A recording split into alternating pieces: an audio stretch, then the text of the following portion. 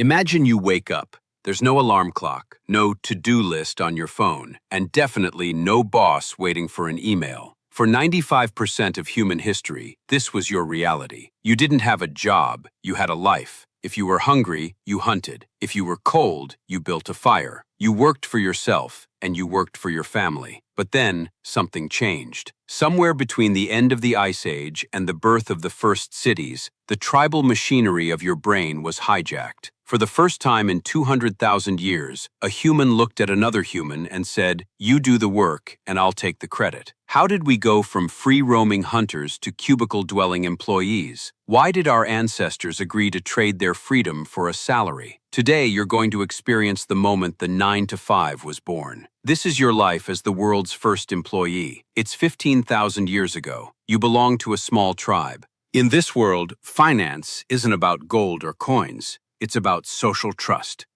If you bring back a deer, you share it. Not because you're a nice guy, but because you know that next week, when you come home empty-handed, someone else will share with you. Psychologists call this reciprocal altruism. Your brain hasn't changed in 200,000 years, and back then, your wealth was your reputation. There was no boss because there was no surplus. You couldn't save a mammoth for a rainy day. It would rot. But then the world gets warmer, the ice retreats, and you find a patch of wild wheat. This is where the psychology gets dark. Once your tribe starts farming, you have a surplus. You have more food than you can eat today, and for the first time, someone can own it. Imagine you're a young man in a failing harvest year. You're starving. The tribal leader, let's call him the big man, has a granary full of grain. He offers you a deal. "I'll feed you today, but for the next 3 moons, you work my fields instead of your own." This is the birth of debt. It's a financial trap that exploits your evolutionary design. Your brain is wired to survive at all costs, so you accept. You've just become the world's first worker. You've entered what psychologists call the agentic state. You're no longer a moral agent choosing your own path. You're an instrument of the big man's will. You might think you work for money, but your ancestors worked for something much more relatable: beer. In ancient Mesopotamia, around 5,000 years ago, we find the first pay stubs. They aren't pieces of paper, they're clay tablets, and they show that workers were paid in daily rations of beer and bread. Why beer?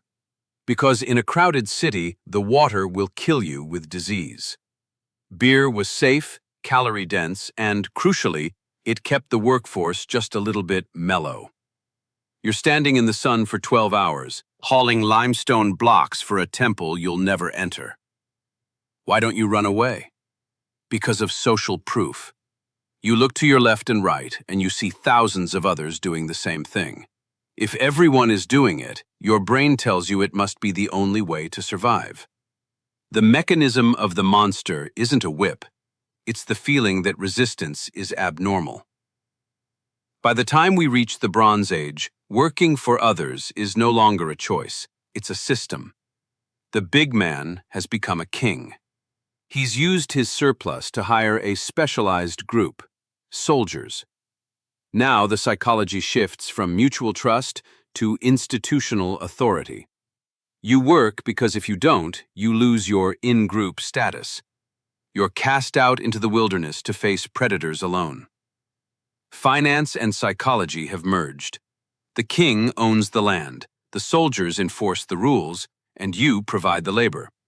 You've traded the burden of freedom for the stability of a salary. It's a deal humans have been making for 10,000 years.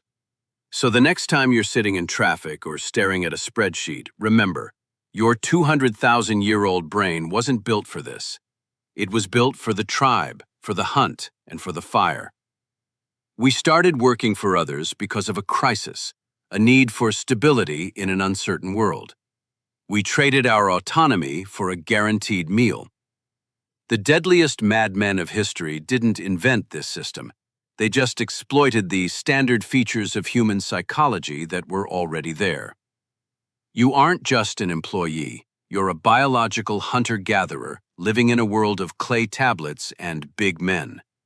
And maybe, just maybe, that's why Monday mornings feel so unnatural. If you want to dive deeper into the hidden links between your mind and history, subscribe to It's Brain.